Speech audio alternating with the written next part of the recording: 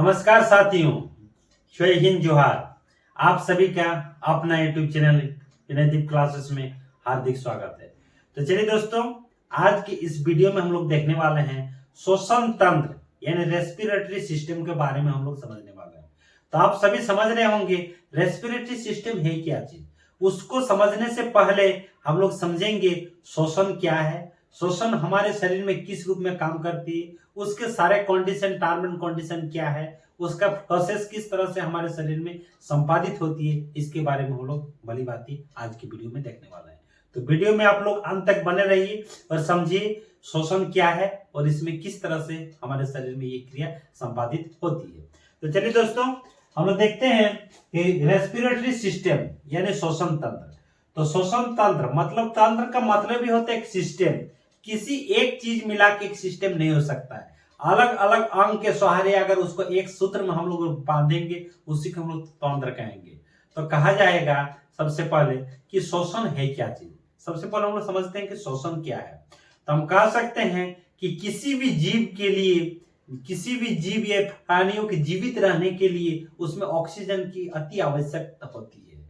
और ये ऑक्सीजन हमारे शरीर में ये क्या करते हैं, ये ऑक्सीजन हमारे शरीर में कुछ कार्बनिक पदार्थ का ऑक्सीकरण करता है और ऑक्सीकरण के फलस्वरूप हमारे शरीर में एनर्जी देते हैं।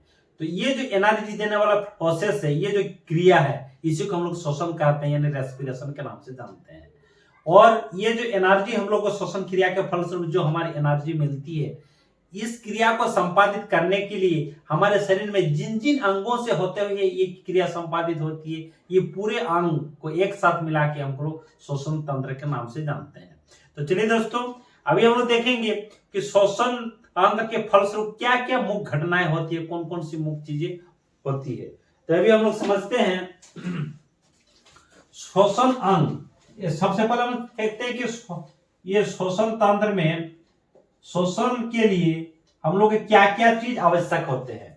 तो सबसे पहले हम जानेंगे ये कि श्वसन की जो क्रिया होती है, ये आपका होते हैं कि ये आपका ऑक्सीकरण क्रिया होती है। कौन सी क्रिया होती है दोस्तों? ऑक्सीकरण की क्रिया होती है। साथ ही साथ ये किस टाइप से, इससे हम लोग का हमारे शरीर में उष्मा तथा ऊर्जा की प्राप्ति होती है। उष्मा और ऊर्जा की प्राप्ति होती है, ठीक है। और साथ ही साथ अगर हम कहेंगे ये किस टाइप का प्रोसेस है, तो ये कहेंगे ये औपचारिक क्रिया है।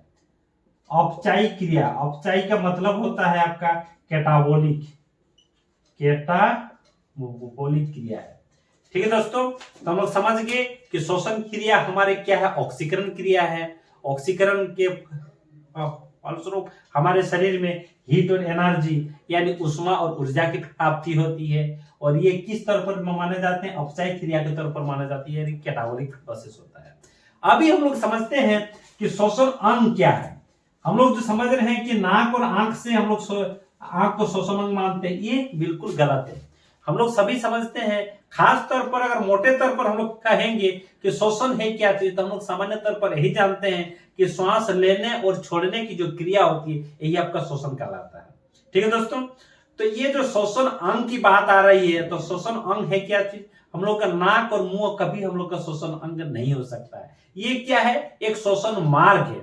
हमारे श्वसन क्रिया के लिए वायु जिस मार्ग से गमन करती है, उसी को हम लोग श्वसन मार्ग कहते हैं। ये श्वसन अंग कभी नहीं हो सकता है, ये आपका श्वसन आपका मार्ग हो सकता है, ठीक है दोस्तों। तो अभी हम लोग आप लोग को समझा देना चाहता हूं कि श्वसन अंग क्या चीज है।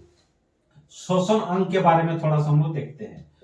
अभी हम लोग देखेंगे श्वसन अंग। तो सबसे पहले हम लोग देखता हूं कि ये जो श्वसन अंग है, ये अलग अलग जीवधारियों में अलग अलग श्वसन अंग पाए जाते हैं। तो हम लोग कुछ मनुष्य के सिवा, आदमियों के सिवा अलग अलग जीवधारियों में भी थोड़ा सा हम लोग जानकारी हासिल करते हैं कि श्वसन अंग किसमें क्या होता है। तो ये इसका पहला जो है आपका, अगर हम लोग बात करते हैं मनुष्य की, तो मनुष्य क्या है? एक स्तनधारी जीव होते हैं। चाहे लड़का हो चाहे लड़की हो, दोनों को हम लोग स्तनधारी की श्रेणी में लेते हैं, क्योंकि जब छोटे बच्चे होते हैं उसमें हम लोग का कोई खास अंतर नहीं मालूम चलता है। अगर छोटे शिशु को, नवजात शिशु को, ये छोटे बच्चों को अगर हम लोग लड़का का ड्रेस अगर लड़कियों में पहना देते हैं तो वो भी लड़की जैसे दिखने लगते हैं। लड़का को अगर लड़की वाला ड्रेस पहना देते हैं तो उसको लड़की की तरह, और लड़की को लड़का वाला ड्रेस पहना देते हैं तो उसको लड़का की तरह। यानी जब तक आदमियों में सेकेंडरी कैरेक्टर अब उसका यही आता है, सेकेंडरी कैरेक्टर एक्टिव नहीं होता, तब तक हम लोग किसी भी आदमी को लड़का या लड़की आंखों से देख के नहीं पता लगा सकते हैं। तो आप समझ सकते होंगे कि मनुष्य जो है छोटे में कोई आपका लड़का लड़की में अंदर नहीं है। इसीलिए बड़े होके हमारे क्या होता है, लड़कियों में एक खास हार्मोन का विकसित हो जाता है, जिसके चलते वो स्तनधारी बन जाते हैं। और हम लोग का भी स्तनधारी है, लेकिन हम लोग का स्तनों का विकास नहीं हो पाता है, समुचित विकास नहीं हो पाता है। तो आप समझ सकते होंगे, समझ रहे होंगे कि ये जो स्तनधारी जीव है, स्तनधारी दोस्तों जो जीव होता है, इसका शोषण अंग क्या होता है? इसका शोषण अंग होता है फेफड़ा। किसी भी स्तनधारी जीव के लिए इसका शोषण अंग क्या होता है दोस्तों? वो फेफड़ा होता है। तो हम लोग का, क्योंकि हम लोग भी स्तनधारी में आते हैं, तो हम लोग का शोषण अंग क्या हो जाएगा? फेफड़ा हो जाएगा। अगर हम बात करता हूं, मान के चलिए आपका किसी भी कीट वाला है, अगर कीट पतंग जो होते हैं उसके शोषण अंग कौन से होते हैं? इसका शोषण अंग होता है दोस्तों रेकिया होता है। इसका शोषण अंग क्या होता है? रेकिया कहा जाता है। इसको हम लोग कह सकते हैं कि श्वास नली कह सकते हैं, ठीक है दोस्तों। या तो हम लोग इसको ग्रसनी कहते हैं। इसको हम लोग एक्चुअली क्या कहते हैं दोस्तों? ग्रसनी के नाम से जानते हैं। रेकिया होता है। आगे बताएंगे ये रेकिया क्या चीज है, ये सारी चीज के बारे में आप लोग को जानकारी देंगे। अभी देखिए, इसके बाद जो जलीय जीव होता है दोस्तों, जो जलीय जीव होता है, जो जल में रहते हैं, उसका जो शोषण होता है वो गिल्स के सहारे अपना शोषण क्रिया को संपादित करते हैं। मतलब उसका शोषण क्या हो जाएगा? गिल्स। गिल्स को अगर हम लोग हिंदी में बात करता हूं तो क्या हो जाएगा? उसको क्लोम भी कहा जाता है, उसको गलफड़ भी कहते हैं। इसको हम लोग क्या जानते हैं? गलफड़ भी आपका कहा जाता है। इस तरह से हम लोग समझ रहे हैं कि जितने सारे भी जलीय जीव होते हैं उसके शोषण में क्या होते हैं? गिल्स होते हैं। जैसे मछली वगैरह का जो हो गया, उसके गिल्स के द्वारा अपना सांस लेते हैं। ठीक है दोस्तों। लेकिन इसमें एक खास तौर पर इसमें एक बात आती है कि जैसे मेढक हो गया, तो मेढक को हम लोग जैसे क्या बोलते हैं? उभयचर जीव कहते हैं। वो अपना आपके स्थल में भी रहते हैं और अपना जल में भी रहते हैं। तो वो किस टाइप से अपना शोषण क्रिया है, उसका शोषण अंग कौन सा हो गया? तो अगर मेढक की बात करता हूं तो आप लोग को समझा देना चाहता हूं। अगर मेढक का खास तौर पर हम लोग मेढक का शोषण अंग कहेंगे तो एक्चुअली इसको हम लोग मान सकते त्वचा होता है।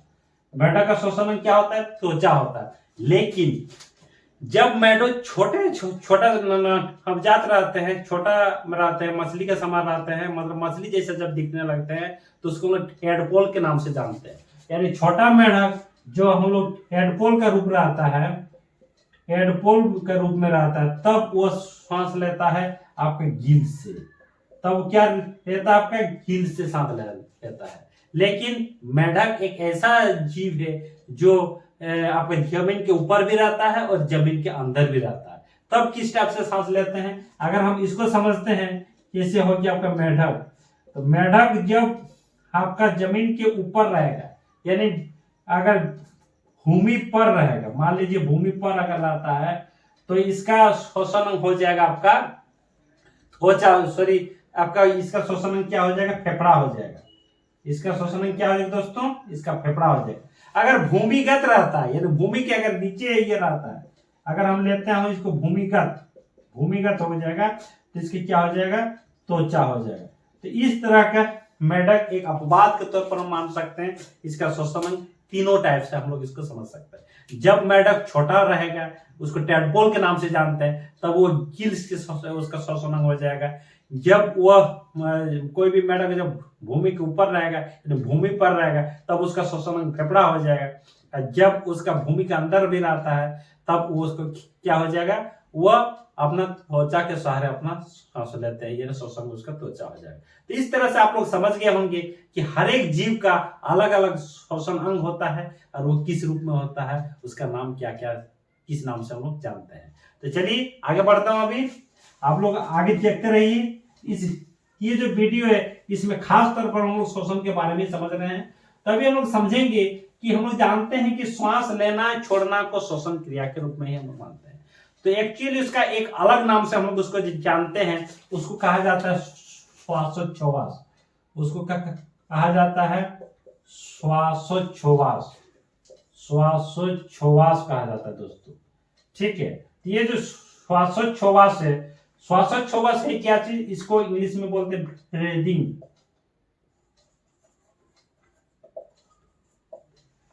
ब्रीदिंग कहा जाता है। तो इस श्वासोच्छ्वास क्या है, तो हम कहेंगे श्वासोच्छ्वास यही है कि श्वास लेने और छोड़ने की जो क्रिया होती है, इसी को संपूर्ण रूप में हम लोग इसको कह सकते हैं श्वासोच्छ्वास है। तो श्वासोच्छ्वास को हम लोग इस टाइप से हम लोग दो भाग में इसको बांट सकते हैं। एक को कहते हैं जब हम लोग श्वास को अंदर लेते हैं उसको एक अलग नाम से जानते हैं, और जब उसको बाहर छोड़ते हैं उसको एक अलग नाम से जाना जाता है। जब अंदर लेते हैं हम यहाँ लिख सकते हैं सांस अंदर लेना, डायरेक्ट लिख के लेता हूं सांस का, ऐसा लिखता हूं सांस का अंदर लेना। ठीक है, तो इसको हम लिख सकते हैं आपका अंदर लेना, अंदर लेना लिख देता हूं, अंदर लेना। और एक क्या होगा, बाहर निकालना, बाहर निकालना। इसका मतलब है क्या चीज, कि श्वास को अंदर लेने की बात हो रही है, श्वास को बाहर निकालने की बात है। जब हम लोग श्वास को अंदर लेते हैं उसको कहा जाता है इंस्पायरेशन, और जब श्वास को बाहर निकालते हैं उसको कहा जाता है एक्सपायरेशन। इसको हम लोग क्या कर सकते हैं, इंस्पायरेशन, इंस्पायरेशन कह सकते हैं। और इसको अगर हम बाहर निकालना है इसको हम लोग कह सकते हैं एक्सपायरेशन, एक्सपायरेशन कहा जाता है दोस्तों। ठीक है, अगर हम लोग इसको कहेंगे हिंदी में, हिंदी में कह सकते हैं इसको निःश्वसन के नाम से जानते हैं, और इसको निःश्वसन, खाली थोड़ा सा अंतर हो जाता है। इसको हम लोग कहते हैं निःश्वसन, निःश्वसन, जबकि हिंदी में इसको हम लोग क्या कहेंगे, निःश्वसन के नाम से जानते हैं। किस नाम से जानते हैं दोस्तों, निःश्वसन के नाम से जाना जाता है। तभी हम लोग समझते हैं कि क्या सारे जितने सारे वायुमंडल में जो गैस है क्या हम लोग सभी को अंदर ले जाते हैं, कभी नहीं। हाँ, अगर सभी को ले जाते हैं, लेकिन जो हमारे लिए ज्यादा जरूरत है, जो हमारे लिए जो उपयोग है, उसी को हम लोग अपना रखते हैं, अपना काम में लगाते हैं, बाकी को बाहर निकालते हैं। तो सबसे पहले हम लोग ये जानने की कोशिश करते हैं कि वायुमंडल में तो कोई एक गैस, जैसे हम लोग हमारे शरीर में ऑक्सीजन की मात्रा अधिक होनी चाहिए, ऑक्सीजन हम लोग सांस के दौरान लेते हैं, लेकिन क्या हमारे वायुमंडल में ऑक्सीजन ही खाली मिलता है? इसमें सभी सम्मिश्र रूप में, मिश्रित रूप में हर एक गैस का सम्मिश्रण है। तो अभी हम लोग कह सकते हैं कि वायुमंडल में जो भी आपका सांस गैसें मिलती है, वायु मिलते हैं, सबको लोग सांस के तौर पर अंदर ले लेते हैं, लेकिन जब बाहर निकालते हैं वो किस रूप में निकालते हैं, कौन कौन सी गैस कितना परसेंटेज में निकालते हैं, ये आप लोग को समझा रहे हैं। तो चलिए अब देखिए, जब हम लोग अंदर लेते हैं तो नाइट्रोजन आता है, जो वायुमंडल में नाइट्रोजन, वो 78% आपका नाइट्रोजन मिलता है। तो 78% ये मिल जाता है हमारे शरीर को। अगर हम लोग ऑक्सीजन की बात करता हूं तो ऑक्सीजन कितना रहता है, 21% रहता है। अगर हम लोग CO2 की बात करता हूं तो CO2 कितना रहता है, 0.03% आपका CO2 रहता है। तो आप समझ गए होंगे। तो और सारे गैस रहता है, लेकिन बहुत ही कम मात्रा में रहता है, लेकिन मोटे तौर पर हम कह सकते हैं ये जो तीन गैस है, ये जो आपका तीन गैस है, नाइट्रोजन, ऑक्सीजन और CO2, ये हमारे लिए काफी मददगार भी साबित होते हैं, और ये हम लोग अधिक मात्रा में हमारे सांस के द्वारा अंदर वायु चला जाता है। ठीक है, तो जब हम लोग सांस को अंदर लेते हैं तो नाइट्रोजन जाता है 78%, ऑक्सीजन जाता है 21%, और कार्बन डाइऑक्साइड यानी CO2 जाता है आपका 0.03%। लेकिन जब बाहर निकालने के लिए बारी आती है तब हम लोग का सारा ये जो लिखा हूं नाइट्रोजन, ऑक्सीजन और कार्बन डाइऑक्साइड, ये सारा एक जैसा बाहर आपका नहीं आता। तो किस टाइप से आता है दोस्तों, तो मैं आपको समझा देना चाहता हूं, ये जो नाइट्रोजन आता है बाहर, जो निकलता है नाइट्रोजन, नाइट्रोजन आपका जितना घुसता है उतना ही आप लोग बाहर उसको निकाल देते हैं। जबकि अगर ऑक्सीजन की बात करता हूं तो ऑक्सीजन में सिर्फ हम लोग का 17% आपका बाहर निकलता है। 17% मोटा मोटी आपका आपको बाहर निकालते हैं।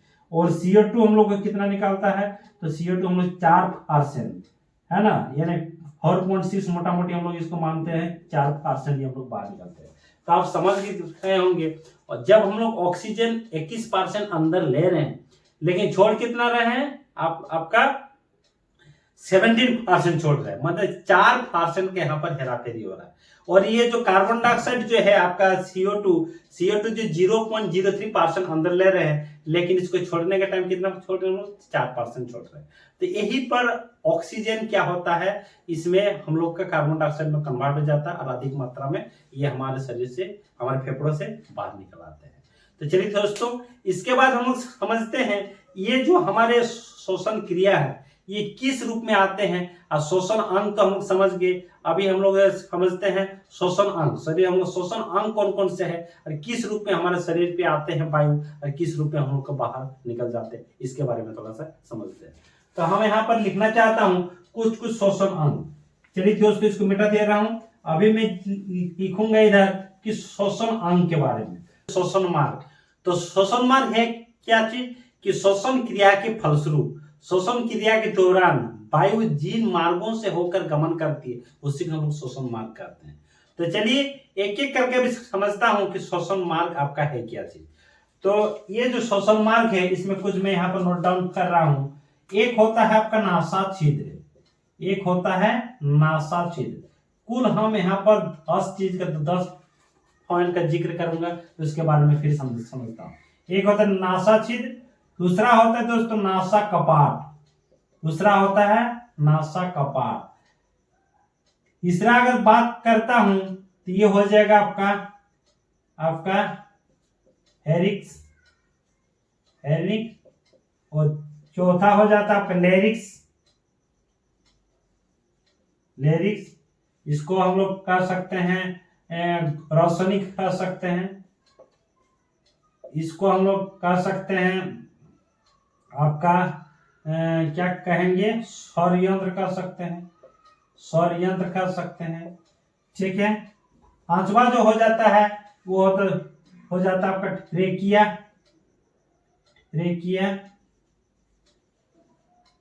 रेकिया हो गया।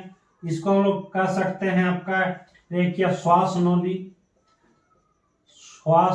कह सकते हैं, श्वास नली के तौर पर हम लोग इसको जान सकते हैं। अगर पांचवा इसका बात छठा की बात करता हूं वो हो जाएगा आपका ब्रोंकाई हो जाएगा। उसके बाद क्या हो जाएगा, अगर सातवां की बात करता हूं तो हो जाएगा आपका ब्रोंकियोलेस। अगर उसके बाद अगर बात करता हूं आठवां का तो हो जाएगा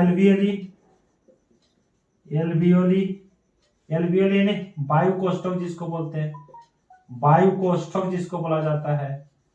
ठीक दोस्तों, अगर ब्रोंकाई की बात करता हूँ ये हो जाता है श्वसनिकाएं, ये हो जाता है आपका श्वसनिकाओं, हिंदी में इस टाइप से होता है ना। ये भी होता है श्वसनिका कह सकते हैं इसको, श्वसनिका कह सकते हैं। इस तरह से आप समझ सकते हैं कि आठवां। उसके बाद नौवां जो होता है हमारा खून में चला जाता है, यानी हार्ट में चला जाता है। और दसवां जो होता है दोस्तों वो चला जाता है आपका सेल में चला जाता है। और सेल के बाद कहाँ चला जाता है आपका माइटोकॉन्ड्रिया में जाता है। इस तरह से हमारे ये 10 मुख्य तौर पर, खास तौर पर हम लोग का जो कहेंगे इसको श्वसन मार्ग कर सकते हैं दोस्तों। तो सबसे पहले है कि ये जो आपको दिया हुआ फिगर दिखा हुआ है इसमें आप एक एक करके समझिए। सबसे पहले जो वायु हमारे अंदर घुसती है, जो मार्ग का अनुसरण करती है, वो है आपका नाक को अगर हम लोग रोक देते हैं तो इस तरह से दबा देंगे तो हम लोग मुंह से भी आपका सांस ले सकते हैं, यानी वायु को अंदर ले जा सकते हैं। इस तरह से आपका ये हो गया नाक और मुंह जो है आपका नासा छिद्र, नाक में नासा छिद्र आपका पहला हो गया। जैसे ही वायु हमारे नासा छिद्र से होकर अंदर जाएगी तो कहाँ जाएगी, फिर हम लोग का नासा कपाट। हंसा कपाट नाक इस टाइप से एक ऊपर में कपाट टाइप का रहता है, उसका हम लोग बंद कर देंगे तो हम लोग उसको सांस को अंदर नहीं ले जा पाएंगे। तो उसके बाद कहा जाता है सबसे पहले नासा छिद्र, उसके बाद नासा कपाट, उसके बाद क्या आता है आपका रसनी में, है ना। रसनी क्या चीज है, ये जो अंदर हल्लक चीज को बोलते हैं हम लोग, वो आपका रसनी है। उसके बाद किसमें जाता है आपका स्वरयंत्र, लैरिक्स में जाता है। स्वरयंत्र जो बोलते हैं ये हम लोग उभरा हुआ भाग जो है इसको हम लोग स्वरयंत्र बोलते हैं। इसमें हम लोग का वायु चली जाती है। ठीक है दोस्तों, इसके बाद क्या होता है ट्रेकिया। ट्रेकिया में क्या आता है, ये जो ट्रेकिया आपका दिख रहा है इस टाइप से जो रिंग टाइप का आकृति दिखाया गया, यही है दोस्तों आपका ट्रेकिया। तो कहिएगा कि ट्रेकिया है क्या चीज और ये रिंग क्यों है। ये जो रिंग है दोस्तों इसको ये कार्टिलेज का बना होता है। तो आप समझ सकते हैं अगर एक पतली चमड़ी लिया जाएगा उसमें अगर सांस को रोक दिया जाएगा तो आपस में सट जाने की संभावना रहती है। तो सट जाएगा तो हम लोग का वायु वो चिपक जाएगा, फिर हम लोग का कुछ ना कुछ दिक्कतें का सामना करना पड़ सकता है। तो ऐसी स्थिति में होता क्या है, ऐसी स्थिति में हमारी ये जो रेकिया है, रेकिया का जो कार्टिलेज है, कार्टिलेज मतलब हड्डी का एक रूप है, उसको हम लोग उपास्थि के नाम से भी जानते हैं। तो ये कार्टिलेज क्या करता है, उसको चिपकने से रोकने का काम करता है, वो चिपकने नहीं देता है। तो इस तरह से ये हमारे बहुत एक महत्वपूर्ण कड़ी के रूप में काम करता है श्वसन क्रिया संपादित करने के लिए। उसके बाद धीरे धीरे क्या होता है इसमें आ जाती है ये जो दो टाइप के इधर से ब्रांच गया है, शाखा जो निकला है, इसको कहा जाता है आपका ओंकार। इसको क्या कहा जाता है, ओंकार के नाम से जानते हैं। ठीक है दोस्तों, और जब ये दो शाखा से और अलग अलग हर तरह का शाखा छोटी छोटी शाखाओं से जो आपका अलग हो जा रहा है, इसको कहा जाता है ब्रोंकियोलेस। जब दो हिस्सों में ये अलग शाखा बन गया तब उसको हम लोग क्या कहे, ब्रोंकाई कहे। जब उसके बाद अलग अलग हिस्सों में जब ये शाखा बन गया तब हम लोग इसको क्या कहे, ब्रोंकियोलेस के नाम से जानते हैं। और ये जो आपका घुंघरू नुमा जो दिख रहा है, गुच्छा टाइप का जो दिख रहा है, इसको कहा जाता है एल्वियोली। एल्वियोली क्या है, उसको वायु कोष्ठक के नाम से जानते हैं। तो दोस्तों हम लोग का हुआ क्या, हुआ सबसे पहले हमारे जो वायु है नासा छिद्र से होते हुए अंदर चला गया, ना नासा छिद्र के बाद ना नासा कपाट, ना नासा कपाट के बाद फेरिक्स, उसके बाद लैरिंक्स, उसके बाद क्या हो जाएगा ट्रेकिया में चला गया, ट्रेकिया में जैसे पपार किया, उसके बाद ओंकाय में चला गया, ओंकाय के बाद हमारे वायु कहाँ चला गया, ब्रोंकियोलेस, और ब्रोंकियोलेस के बाद कहाँ चला गया, एल्वियोली में चला गया। तो इस तरह से वायु का जो मार्ग होते हैं इस तरह से हमारे कुपिका तक आके पहुंचते हैं। और ये सारे कहाँ है, ये आपका फेफड़ा है। ये दोनों क्या है, ये जो आपको दिख रहा है ये क्या आपका फेफड़ा है, यानी लंग्स है, लंग्स में चला है हमारे। तो यहाँ तक हमारे नासा छिद्र से लेके जो हमारे आपका लंग्स तक हमारे वायु को ले आए, इसको हम लोग आंतरिक श्वसन नहीं कहेंगे, इसको हम लोग बाह्य श्वसन के नाम से जानते हैं। और आंतरिक श्वसन है क्या चीज, आंतरिक श्वसन इसके बाद जब यहीं तक हमारे सीमित नहीं होता है दोस्तों, इसके बाद हमारे ये जो श्वसन की जो वायु है, वायु क्या होता है, इसके बाद हमारे इसमें एक होमोग्लोबिन नामक चीज पाई जाती है। तो होमोग्लोबिन जो पाई जाती है उसका काम ही है हमारे ये जो हम वायु का आदान प्रदान करना, उसका परिवहन ट्रांसपोर्टेशन का काम करता है। हमारी ये जो ऑक्सीजन है, ऑक्सीजन को क्या करता है, पूरे आपका खून में आपका पे जाता है, सारे शरीर में जितने सारे खून है उसमें आपका पे जाता है। इसीलिए हम समझ सकते हैं जो हीमोग्लोबिन है, हीमोग्लोबिन एक टाइप का ट्रांसपोर्टेशन का काम करता है। साथ ही साथ हम लोग ये भी जानते हैं जो हीमोग्लोबिन है वो रक्त में लाल रंग प्रदान करता है।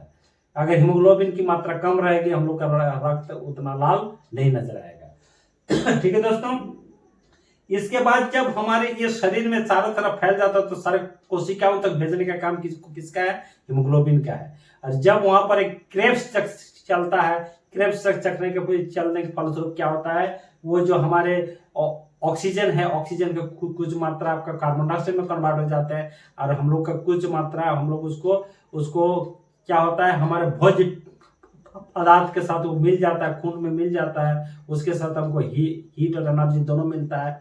और जो कार्बन डाइऑक्साइड फिर आ जाता है उसको फिर हीमोग्लोबिन क्या करता है, सीधे फिर कुपिका में ले आता है, कुपिका के द्वारा फिर इसको बाहर निकालने का काम करता है।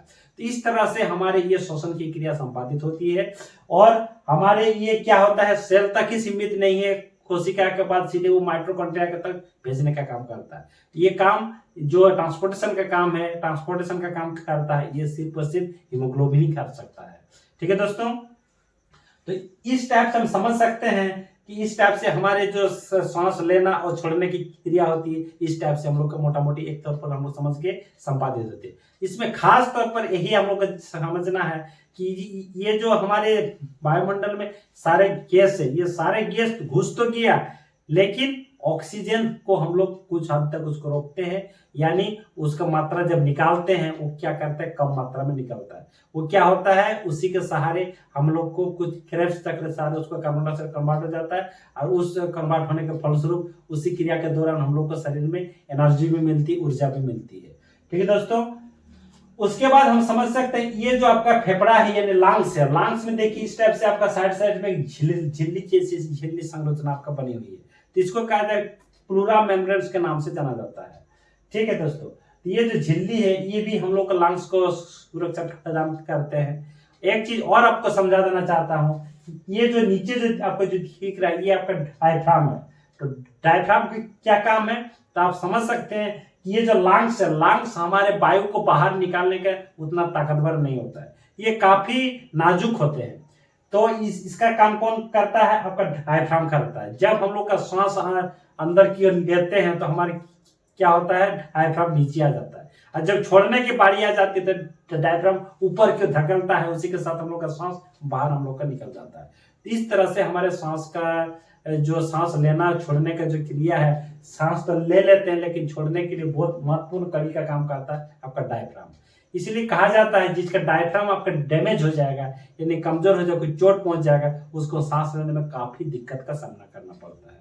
एक चीज और आप लोग को समझा देना चाहता हूं, जो गर्भवती महिलाएं होती है, तो गर्भवती महिलाओं का क्या होता है, जब गर्भ में बच्चा पलने लगते हैं, जब थोड़ा सा शिशु आपका डेवलप हो जाता है, तो भी उस टाइम क्या होता है, डायफ्राम आपका काम करना बंद कर देता है, मतलब बहुत ही कम काम करने लगता है।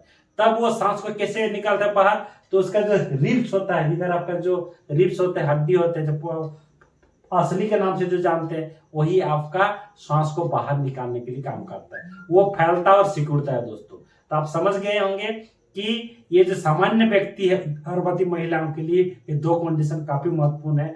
वो जब गर्भवती और आते हैं तो डायफ्राम उसका उतना ज्यादा काम नहीं करते। इसीलिए अगर किसी गर्भवती महिला को चोट लग जाती है तो उसको क्या हो जाता है, अगर उसका डायफ्राम में चोट, मतलब आपका फसली वगैरह में चोट लग जाती है तो उसका जान भी गंवा सकते हैं। और हम लोग को भी जब चोट लग जाती है, जो डायफ्राम में जब हम लोग का चोट लग जाता है, तो कभी कभी हम लोग क्या कहते हैं, हम लोग भी अपना जान गंवा देते हैं और सांस को बाहर हम लोग नहीं निकाल पाते हैं। ठीक है दोस्तों, इसके बाद आप लोग को थोड़ा सा समझाता हूं, ये जो हम लोग का सांस लेने और छोड़ने की जो क्रिया है, ये हम लोग जैसे सामान्य तौर पर जो सांस लेते हैं इसकी कुछ मात्रा अलग होता है, तो उसको लोग टाइडल वॉल्यूम के नाम से जानते हैं, और एक होता है टोटल लंग्स कैपेसिटी। जैसे हम लोग सांस ले रहे हैं, इस टाइप से हम लोग घूमच के सांस को अंदर ले रहे हैं, ये हो जाता है आपका टाइडल, मतलब टोटल लंग्स कैपेसिटी के तौर पर हम लोग समझते हैं। तो टाइडल वॉल्यूम जो होता है वो क्या होता है, हम लोग सामान्य तौर पर जो सांस लेते हैं, सांस की क्रिया लेते हैं, सांस को अंदर लेते हैं, वो लेते हैं या छोड़ते हैं, इसको हो जाएगा टाइडल वॉल्यूम।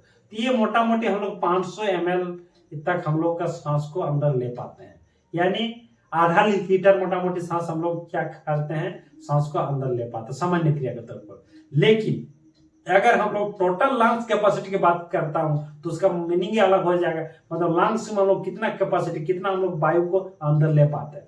अगर हम लोग इस टाइप से वायु लेते हैं तो टोटल लंग्स जो कैपेसिटी होता है सामान्य तौर पर हम लोग 6000 ml उसको आंका गया है। तो 6000 ml मतलब ये आप समझ सकते हैं आपका 6 लीटर तक का हम लोग का वायु को हम लोग रोकने की क्षमता हम लोग का लंग्स कर सकता है। ठीक है दोस्तों, अभी थोड़ा सा आप लोग को और कुछ समझाता हूं। ये जो हम लोग का श्वास लेने और छोड़ने की क्रिया है इसी को हम लोग श्वासोच्छ्वास कहते हैं। लेकिन एक चीज और है, जब हम लोग सांस लेते हैं, कुछ कुछ चीज जब हम लोग कभी कभी हम लोग सिलेंडर का उपयोग करते हैं, कोई माउंटेन में जब हम लोग चढ़ते हैं, समुद्र में जब गोता लगाते हैं, समुद्र की गहराई में जब जाते हैं, तब हम लोग को कुछ कुछ सिलेंडर हम लोग लेके चलते हैं, ऑक्सीजन सिलेंडर लेके जाना पड़ता है। लेकिन ये जो ऑक्सीजन सिलेंडर होता है ये खासतौर पर सिर्फ ऑक्सीजन ही नहीं रहता दोस्तों। तो चलिए इसको थोड़ा सा समझाता हूँ। जब हम लोग जब आपका सिलेंडर यानी ऑक्सीजन सिलेंडर जब हम लोग आपका जब क्या बोलते हैं माउंटेन में चढ़ते हैं, आप पर्वत में जब चढ़ते हैं तब हम लोग जो ऑक्सीजन लेते हैं उसमें क्या होता है, ऑक्सीजन के साथ साथ आपका नाइट्रोजन लिया हुआ रहता है दोस्तों, ऑक्सीजन के साथ साथ नाइट्रोजन मिला हुआ रहता है। जब हम लोग समुद्र में जाते हैं तो भी हम लोग ऑक्सीजन सिलेंडर में क्या रहता है, ऑक्सीजन के साथ साथ आपका नाइट्रोजन मिला हुआ रहता है दोस्तों। और जब हम लोग समुद्र की गहराई में गोताखोर गोता लगाने के लिए जब घुसते हैं समुद्र की गहराई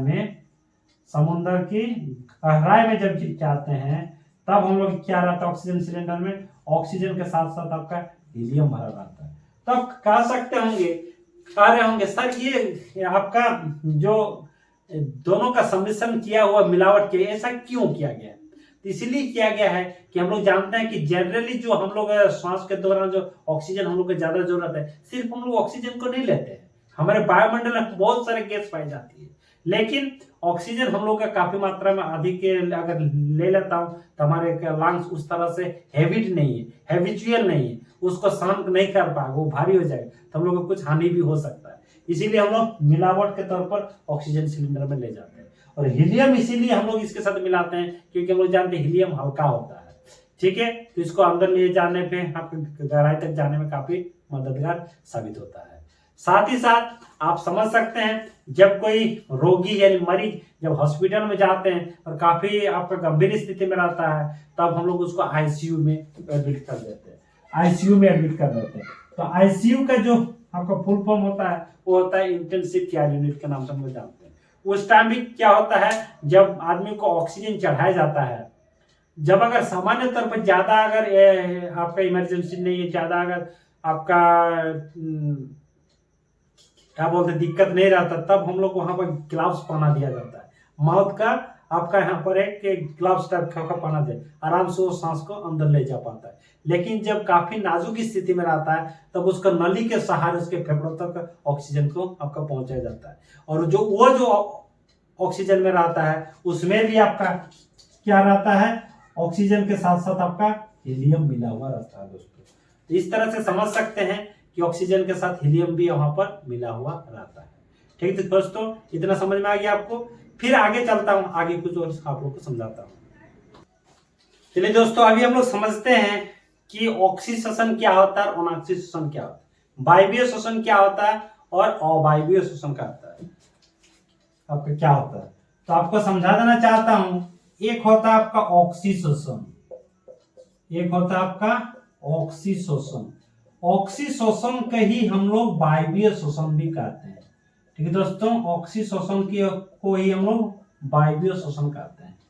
और एक होता है आपका अनाक्सीशोषण, एक होता है दोस्तों आपका अनाक्सीशोषण।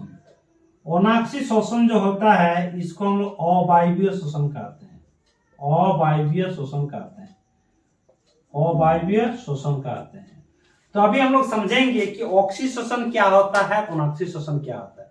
तो आप लोग को समझा देना चाहता हूं कि जब ग्लूकोज अणुओं का विखंडन हमारे श्वसन क्रिया के फलस्वरूप, जब ग्लूकोज अणुओं का विखंडन ऑक्सीजन की जब उपस्थिति में होता है तब उस टाइप के श्वसन को हम लोग कहते हैं ऑक्सीशोषण या वायवीय श्वसन की संज्ञा देते हैं।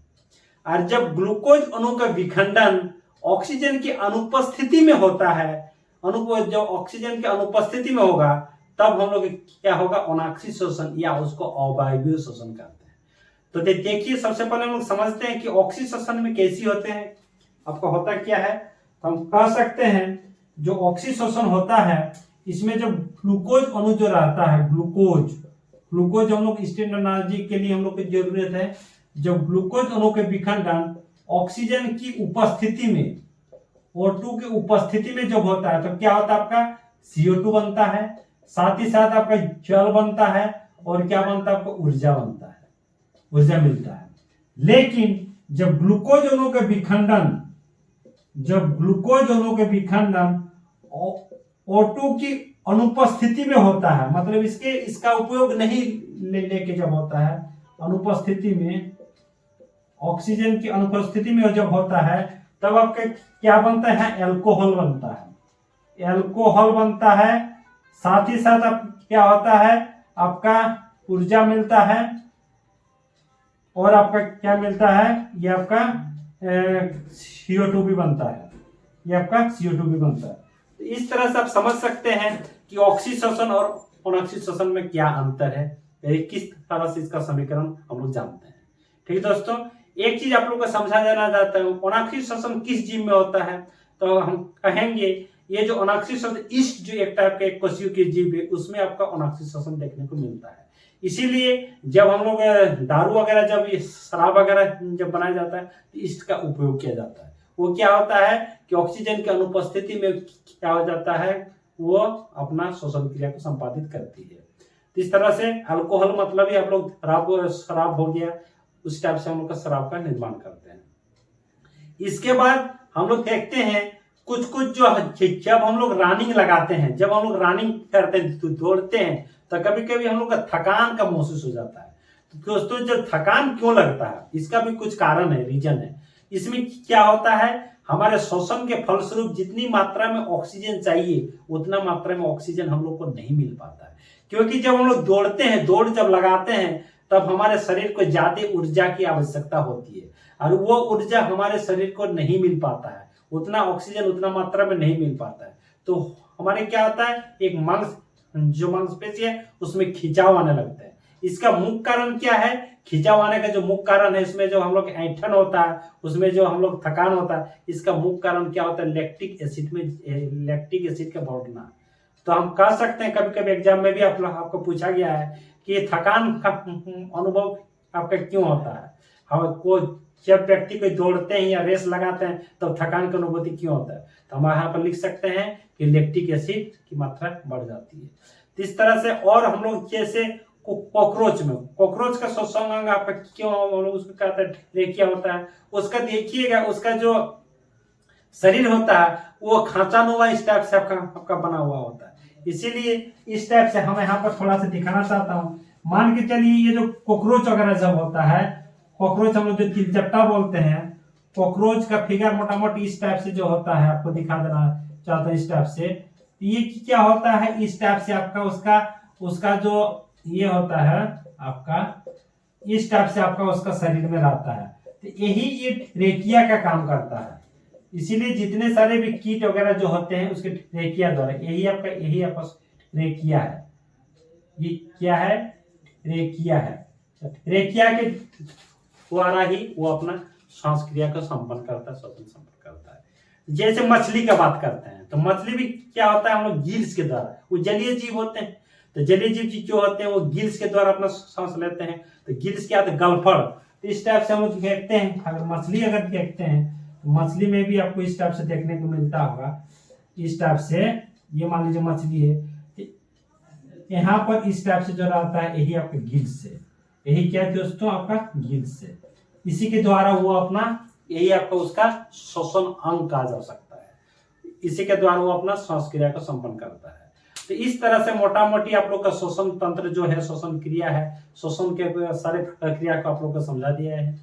इस तरह से आप समझ सकते हैं कि हमारे शरीर में भी श्वसन किस टाइप से होता है, रेस्पिरेशन की क्रिया किस टाइप से होती है, श्वसन अंग कौन कौन से होते हैं और किस टाइप से हमारे श्वसन क्रिया संपादित होती है। तो आई होप दोस्तों आप सभी ये जो वीडियो है इसको अच्छी तरह से, चलिए ठीक है दोस्तों। तो ये वीडियो आप लोग को बहुत ही अच्छा लगा होगा। अगर अच्छा लगा होगा तो चैनल में अगर नए हैं तो जरूर आप लोग वीडियो को चैनल को सब्सक्राइब कर लीजिएगा, और आप लोग शेयर और लाइक जरूर कीजिए, और बेल आइकन को भी प्रेस कर दीजिएगा ताकि इस तरह के वीडियो आप लोग के सामने जल्द से जल्द पहुंच पाए। Thank you watching for this video.